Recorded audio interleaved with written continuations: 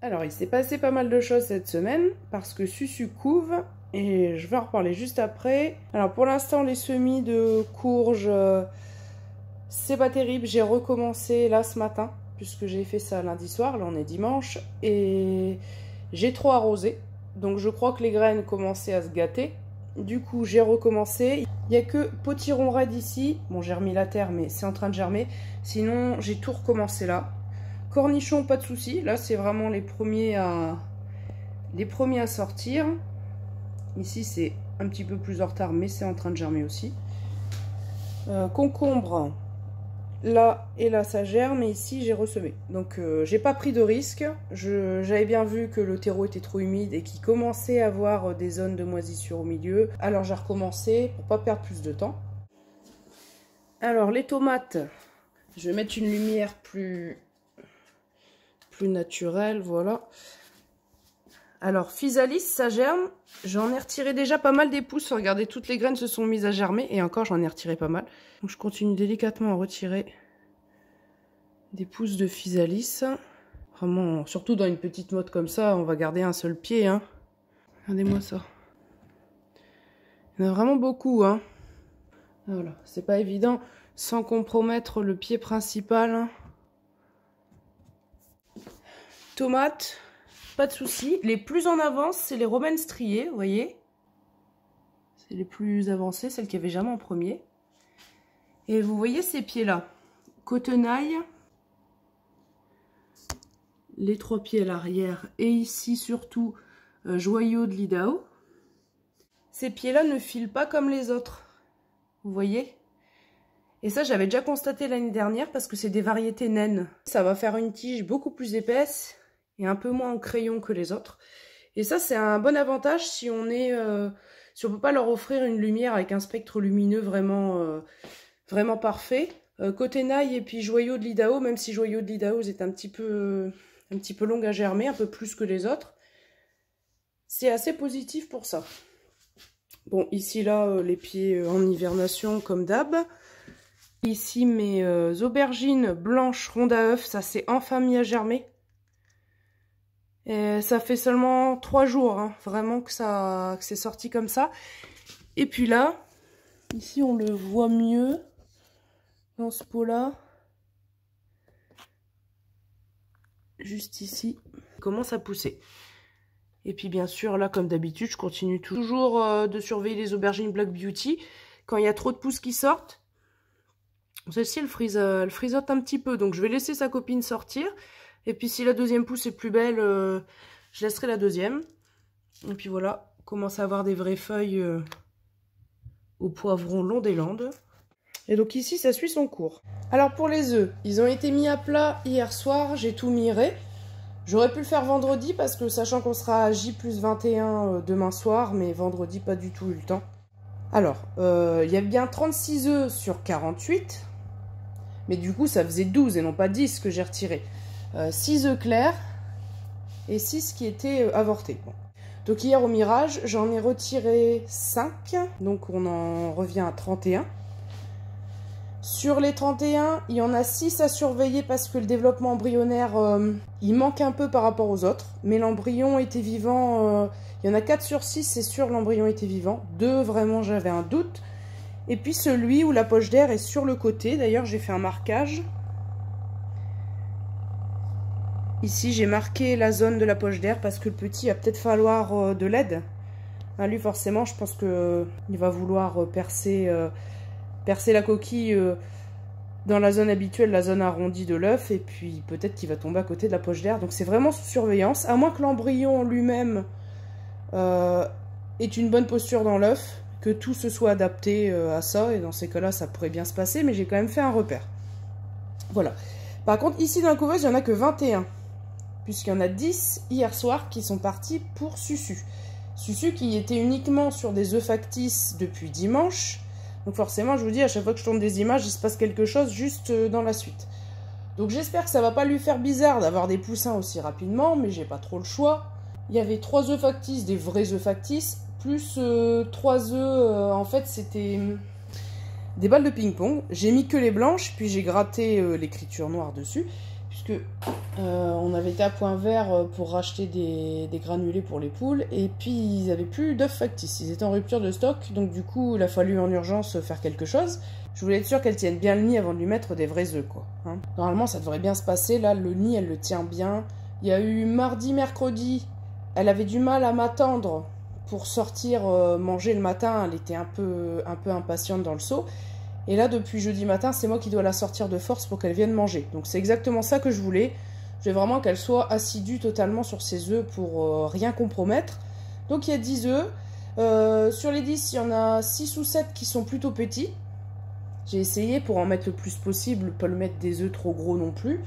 Et puis après, j'ai pris des moyens pour compléter et en faire 10. Mais normalement, ça devrait bien se passer, je m'inquiète pas trop. Elle tient bien le nid. Donc d'ailleurs là on va aller la voir, et puis après seulement on va aller voir les cailles, puisque là Susu elle a besoin de prendre son petit déj avant que tout le monde sorte du poulailler. Coucou les bijoux, on va juste allumer la lumière vite fait pour qu'ils aient passé la phase d'énervement pour quand on reviendra tout à l'heure. Enfin la pelouse qu'on a ressemée, enfin ça pousse bien parce que ça a mis du temps quand même. Ça a déjà bien comblé les trous au pied des arbres. On voit presque plus la terre. Par pitié, j'espère que Susu est sage. Ouais, ça a l'air d'aller. Donc Susu, elle a sa grille hein, pour la protéger. Donc je vais la sortir. Alors je vais pas me faire avoir comme l'année dernière. Je fais vraiment attention. Parce que c'est des vrais œufs en plus. Qu'elle n'ait pas un œuf coincé sous l'aile ou sous une patte. Parce que ça arrive et badaboum. Oui mon bijou.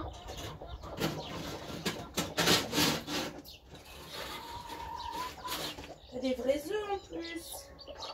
Oui mon bébé.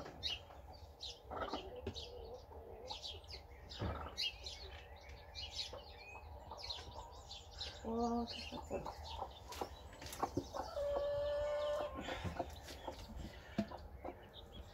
je compte qu'il y en ait bien 10.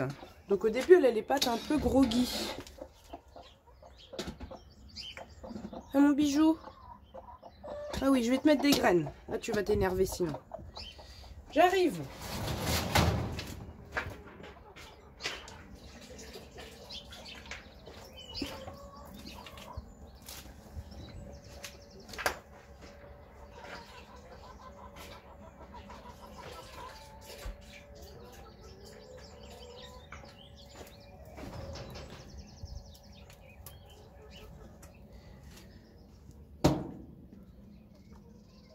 La petite puce.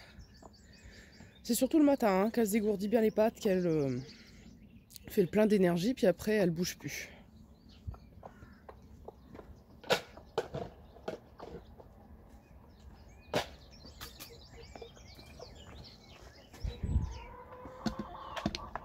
Ah, le soir ça dépend à quelle heure je rentre. Hein. Si je rentre pas encore trop tard, je la sors du nid, puis j'essaie de la faire manger un petit peu comme hier soir.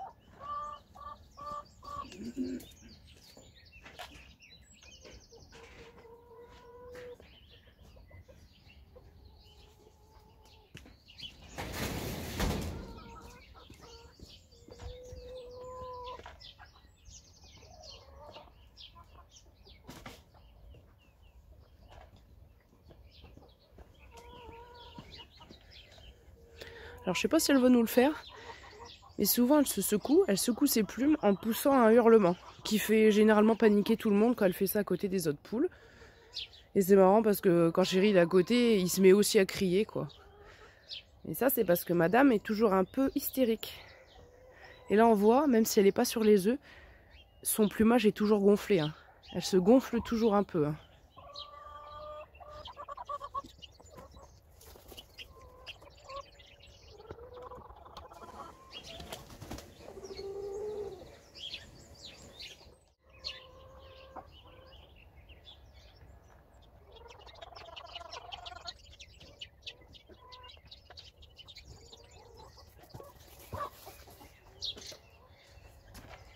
Hop. Voilà. J'ai remis de l'eau dans l'abreuvoir. Donc normalement le traitement pour les vers est fini, mais je verrai si j'en refais pas un deuxième dans la foulée.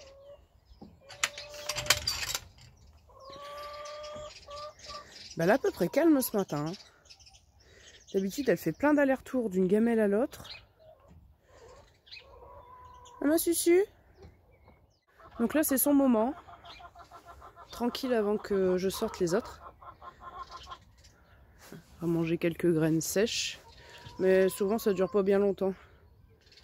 Elle aime pas trop les granulés, ni les miettes de granulés poussins. C'est pour ça qu'après que les poussins, je donnerai que de la farine de graines. Enfin de la farine de graines spécialement pour les poussins, hein, c'est enrichi. Hein.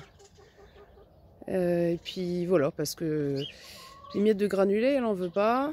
Et elle renverse sa nourriture, elle gratte dedans, parce que c'est vraiment pas ça qu'elle veut. Puis du coup... elle mange pas et les petits non plus. Donc maintenant que je la connais et que je sais ses préférences, ce sera de la farine de grain. Et comme dans la farine de grain, il y a des petits morceaux de grain quand même. Comme ça profite à la maman et puis les petits peuvent manger les petites particules.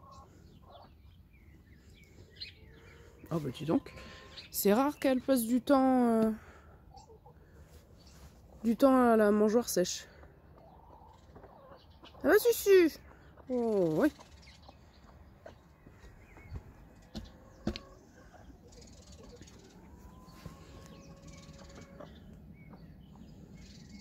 T'as envie de te secouer, hein, je le sens. C'est dommage hein, qu'elle n'ait pas hurlé, c'est assez drôle quand elle fait ça. Faut que tu boives aussi mon bébé. Tiens, bois. Bois Susu, bois. Non, tu bois? Pas du tout. Bon, heureusement qu'elle mange des graines fermentées, que les graines sont humides parce que elle a bien voulu boire un peu hier soir, mais sinon c'est compliqué. Hein. Ah, ça y est. Ça y est, c'est fini, on remballe.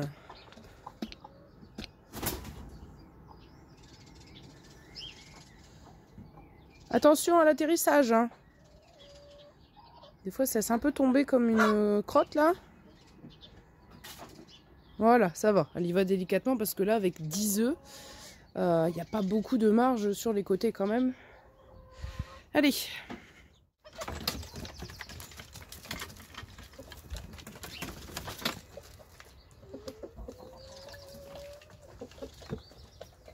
Là, ça va. Gloussette, elle sort.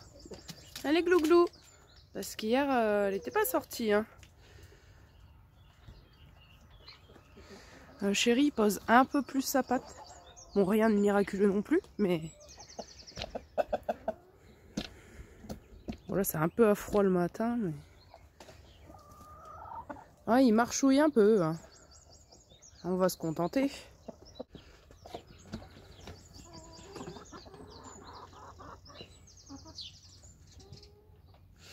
Je vais regarder s'ils ont mangé les graines de courge ou pas. Vous voyez, hein,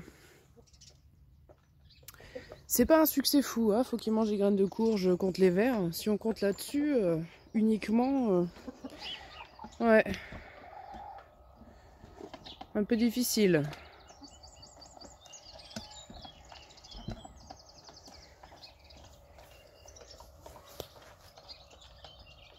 Coucou Connie, mon bijou.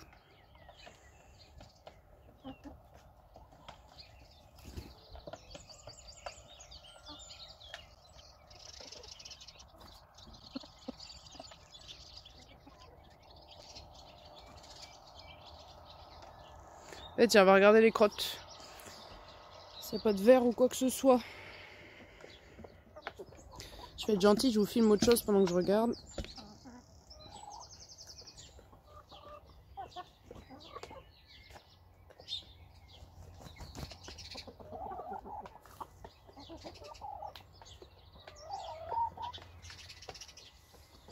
Bon, je vois pas de verre.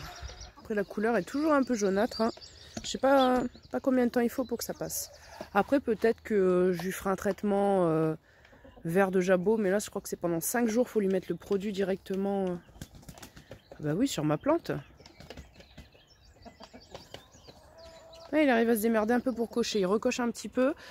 Souvent, c'est Bella Donc la dégarnie là, et puis Nina la grise. J'ai déjà vu les cocher. Et j'ai cuisiné des œufs, là récemment cette semaine, j'ai cuisiné des œufs qui dataient du 20 avril. J'ai pas vu de disque germinatif. J'ai utilisé 5 ou 6 œufs. Il n'y a pas de disque germinatif, donc a priori, j'ai bien fait de ne pas avoir proposé à Susu des œufs nouveaux. Je me suis dit, je préfère avoir des poussins qui soient tous du même âge.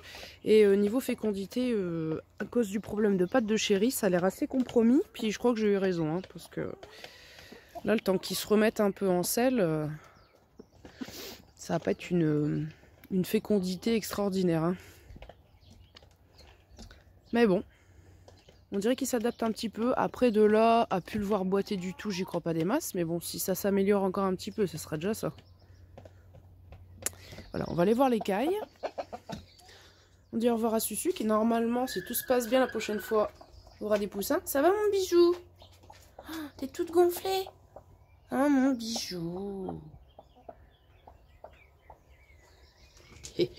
Bien sûr, les œufs, j'ai fait un marquage. Ah, je vous les ai pas filmés. Bon, il y en a 10. Et en fait, j'ai fait au crayon de bois, j'ai fait une grosse bande noire tout autour des œufs. Pour faire un repère au cas où je serais absentée du nid puis qu'une poule en aurait profité pour pondre. Hein. Mais voilà, vaut mieux marquer quand même les œufs, faire un repère. Et voilà, si tout se passe bien, alors ce sera avec ses poussins. Donc en fait, lundi, j'ai bataillé avec elle. J'ai voulu qu'elle couve dans la cabane là-bas. Et pendant 1 heure, elle a pété un plomb. Il n'y a pas eu moyen. Parce que la dernière fois, elle a élevé les poussins dans la cabane. Dans l'enclos des poulets. Mais par contre, elle n'a jamais couvé les œufs dedans. Mais je me suis dit, comme elle a déjà élevé les poussins, peut-être qu'elle va pouvoir accepter d'aller couver là-bas. Et elle n'a pas voulu. Donc je me suis résignée dans la brouette. Puis bah, après, une fois que les petits seront nés, que tous les œufs seront éclos, je la bougerai comme la fois dernière avec ses poussins, comme l'an dernier, dans la cabane, dans l'enclos des poulets. Et il faut tondre à tout prix. Il faut que l'herbe soit tondue. Parce que là, les pauvres poussins, ils vont se perdre dedans. Et ça va être une catastrophe. Je pense qu'on va avoir une belle journée aujourd'hui. Je sais pas si vous le voyez, ça m'étonnerait. Mais sur la pelouse, toute l'humidité là, avec le soleil, ça fait des paillettes. Mais je pense que ça se voit pas. Ça va, vous être calmé? Donc on est toujours à 14. Le souci neurologique, le phénomène s'est calmé. Après, je suis pas à l'abri. Hein.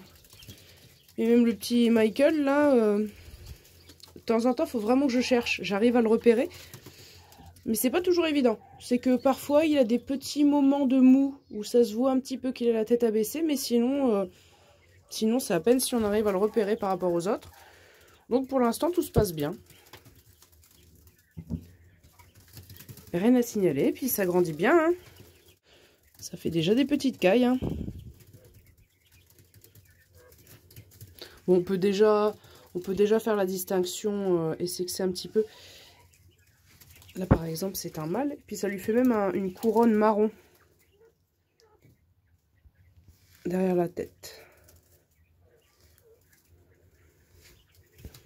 Je rappelle, hein, les cailles femelles sont plus grosses que les cailles mâles. Donc c'est complètement à l'inverse des poules.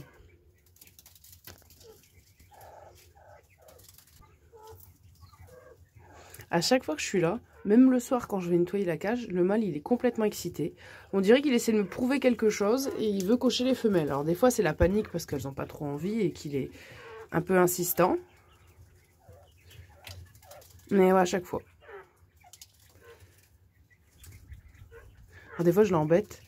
Quand je nettoie et que je vois qu'il embête trop les femelles, je le prends dans mes mains. Je peux vous dire que ça lui plaît pas des masses. Et puis après du coup ça le calme. Mais bon.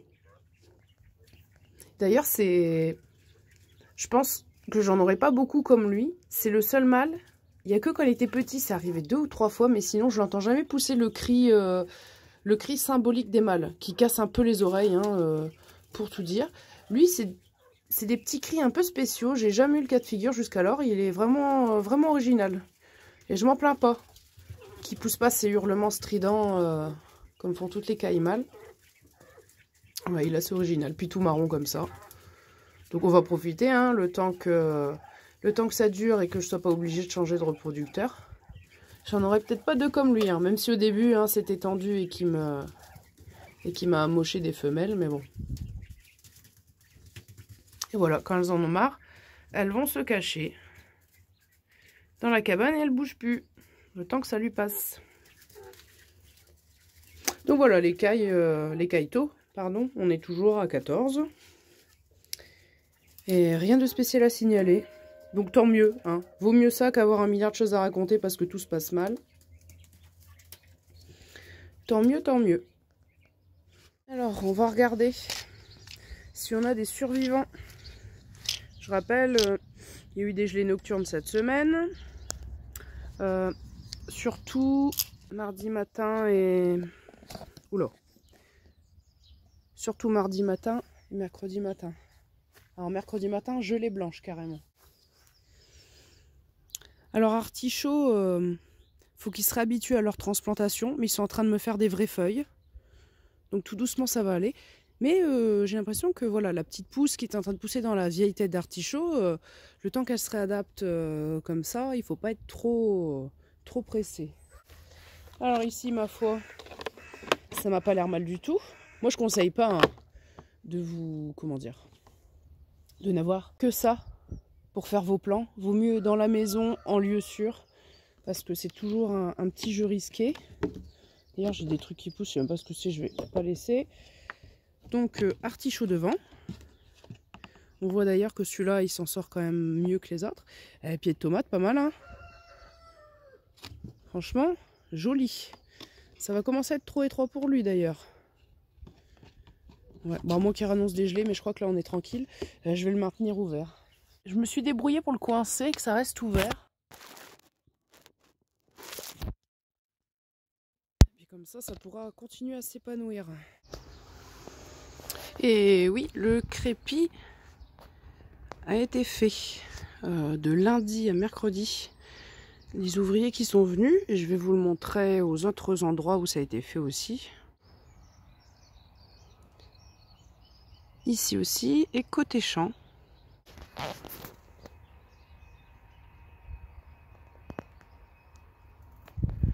Je sais pas si j'arrive bien à vous le montrer. La bande grise en bas, c'est pour faire une, comment dire, une partie respirante pour l'humidité, etc. qui irait derrière le crépi. Donc le pourquoi de la couleur, parce que j'avais fait une couche d'enduit d'accroche en dessous qui était quasiment couleur brique. À la limite, c'est ce qui aurait rendu mieux pour ressembler le plus à la couleur de la brique. Mais toutes les couleurs foncées vieillissent mal. J'ai demandé dans la palette de couleurs les couleurs les plus foncées qui restent dans les couleurs qui vieillissent bien. Donc c'était ça une des tonalités les plus foncées. Et si on partait sur de la couleur un peu plus rouge, forcément en teinte claire ça aurait donné du rose. Donc on est parti sur ça. Ça sert à rien de prendre une couleur trop foncée qui aurait mal vieilli par la suite. Et du coup côté champ, comme il y a une grosse couche, hein, il y a eu déjà un enduit imperméabilisant, etc. avant la couche de crépi, va falloir faire une ravancée au niveau du toit côté champ. Ouais, alors bon, c'est pas prodigieux hein, la pousse des poils. Hein. Mais ça c'est, j'ai rien semé récemment, ça c'est de la mâche. Hein. De la mâche, ça de la salade qui avait été semée à l'automne. Hein. Bah, ça d'ailleurs c'est les œufs d'hier qui n'ont rien donné, je les ai cassés ici dans le composteur. Et ceux de la semaine d'avant aussi. Bon là on n'est pas encore prêt de voir les fans de pommes de terre, c'est tout à fait normal. Normalement les autres ça doit aller. Alors ici attention. Vous voyez ici j'avais agrandi le potager à l'automne, mais je m'étais arrêtée. Là toutes les zones où on voit de l'herbe verte qui repousse, ça a été rasé à ras lundi. Il va peut-être falloir redonner un coup pour retourner la terre, parce que là il y a trop de graminées à ces endroits là. Et ici tout ce qui est forêt de pissenlit et tout, faudra... D'ailleurs là les carottes elles montent en graines. Mais écoutez, ça c'est carottes touchon et carottes de Colmar, celles qui montent en graines, c'est pas possible. Elles vont plus être bonnes à manger. Moi il n'y a que la Oxella, on les voit même plus les pauvres carottes, où je vais garder les graines. Donc là si elles montent toutes en graines, je vais tout enlever. Et laisser que la ligne d'Oxella. Et puis enlever tous les pissenlits. Ortie je vois aussi à la main uniquement, hein, parce qu'il faut avoir les racines, bien sûr. Et je vais me lancer cette année parmi les nouveautés, bien sûr. Après, je fais toujours les trucs habituels. À part poireau, parce que je vais essayer poireau de 40 ans. Là, j'étais sur du poireau gros de Malabre. Je vais essayer les pois chiches, donc ici. Et puis endive, il faut déjà faire ses racines d'endive. Je vais faire, je pense, le long du grillage. Je sais pas encore. Parce que là, la zone où je vais mettre du maïs, il faut que je mette de la févrole. Que je réserve une petite zone pour la févrole. Parce que l'endive, ça prend beaucoup de place. Et févrole, je suis déjà très en retard. Maïs, par contre, il faut que je mesure la température du sol. Je sais pas s'il n'est pas encore trop tôt parce que là, on a eu des températures quand même assez fraîches récemment. Je fais un petit rajout au montage. Alors, l'autre sachet de graines que vous voyez sur la photo, je crois que c'est pareil, c'est avec terre de recouvrement. Quand c'est écrit là, se cultivant avec terre de couverture, ça c'est au moment du forçage. Donc c'est déjà à prendre en considération au moment d'acheter vos graines. Je ne vous conseille pas de faire comme moi, si vous voulez les forcer dans des bacs d'eau et que ça ressemble bien à des endives, bien paumées et pas de la salade, même s'il y a moins de graines dans la sachet, que c'est plus cher forcément, prenez sans terre de recouvrement. Moi à ce moment-là, je ne savais pas vraiment ce que ça voulait dire, je pensais que c'était au moment du semis, pas du tout, c'est au moment du forçage. Donc ça interviendra pas avant l'automne.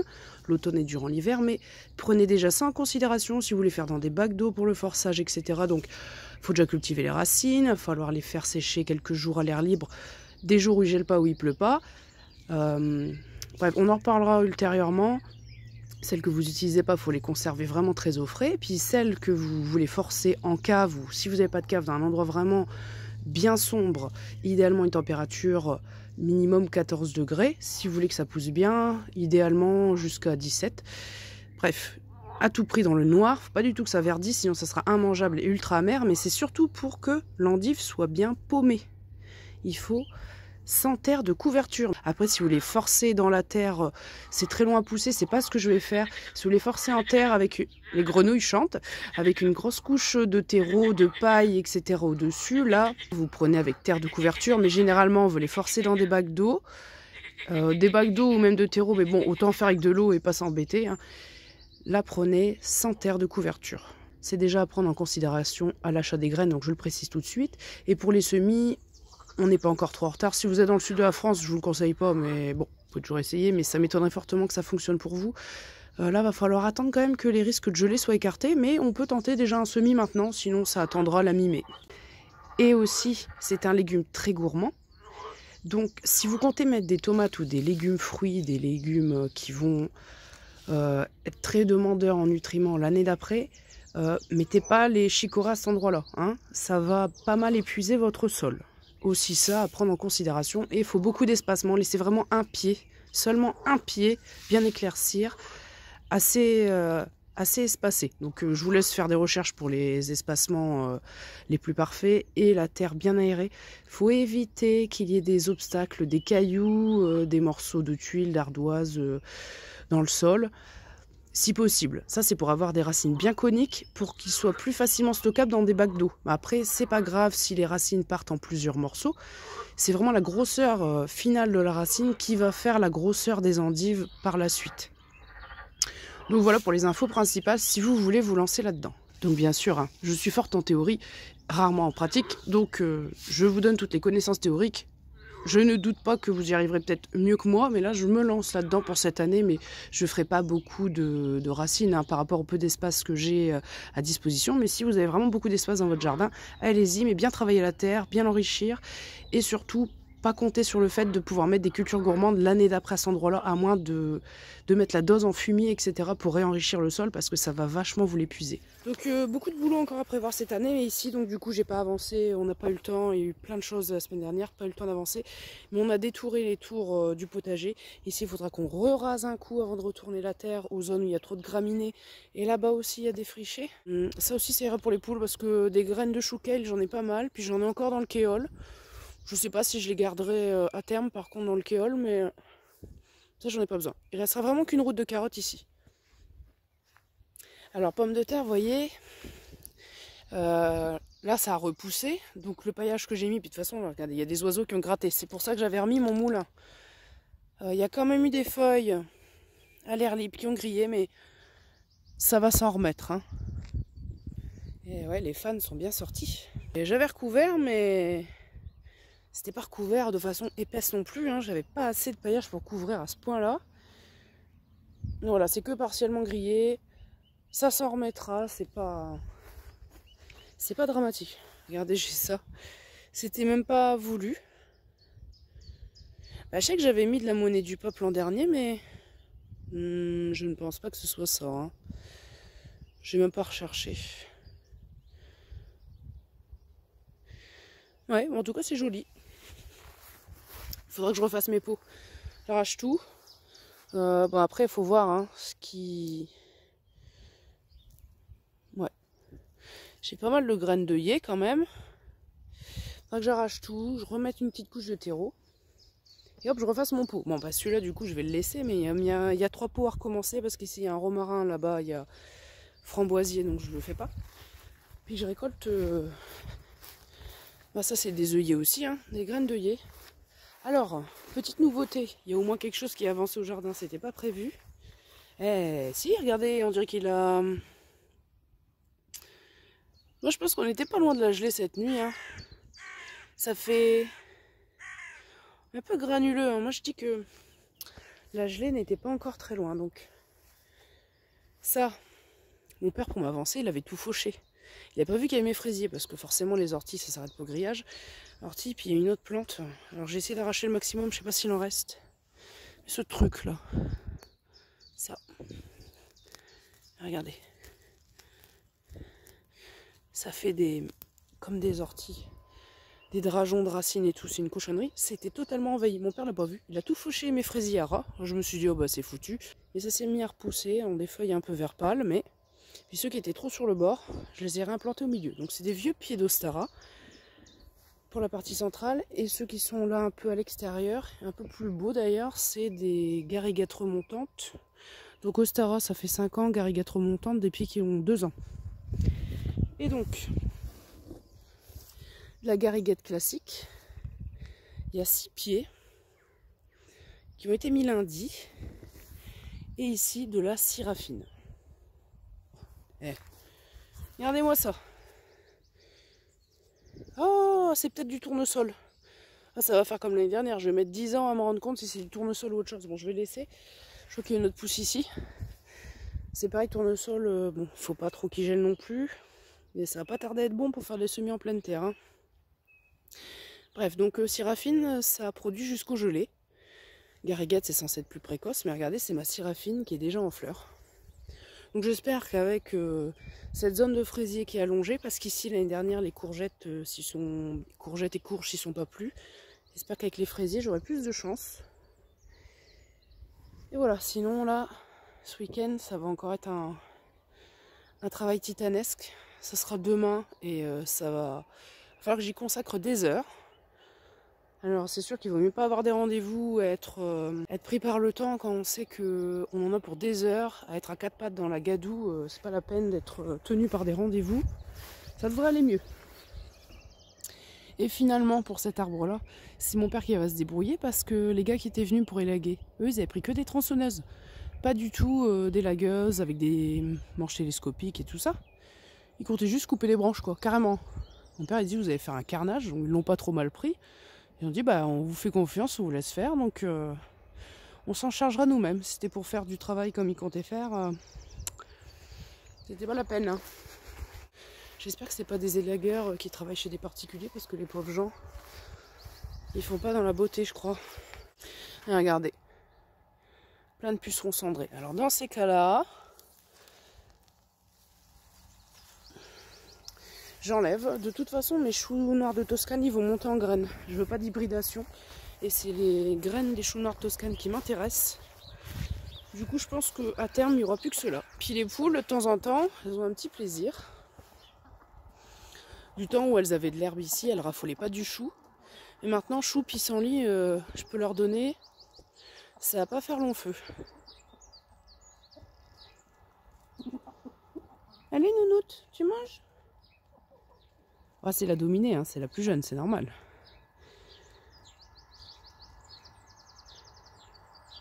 Bon, on va croiser les doigts pour les poussins. Allez, à plus.